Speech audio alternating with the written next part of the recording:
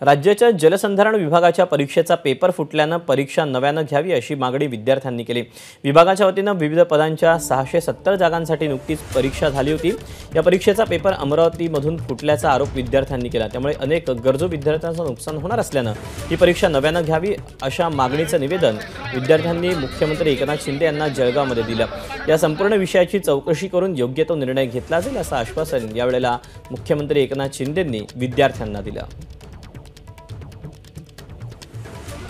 ARN centre इथे तो paper फुटी झालेली आहे। तिथे WCDचा एक अधिकारी पण होता, त्याने त्याला हॉल तिकीटवर प्रिंटेड टायपिंग करून आन्सर ABCD या फॉर्मॅटमध्ये दिलेले आहेत आणि नंतर त्याच्यावर चौकशी पण झाली।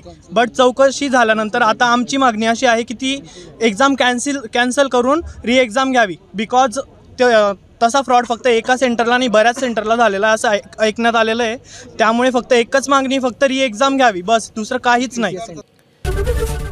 ABP माझा, उघडा डोळे बघा नीट।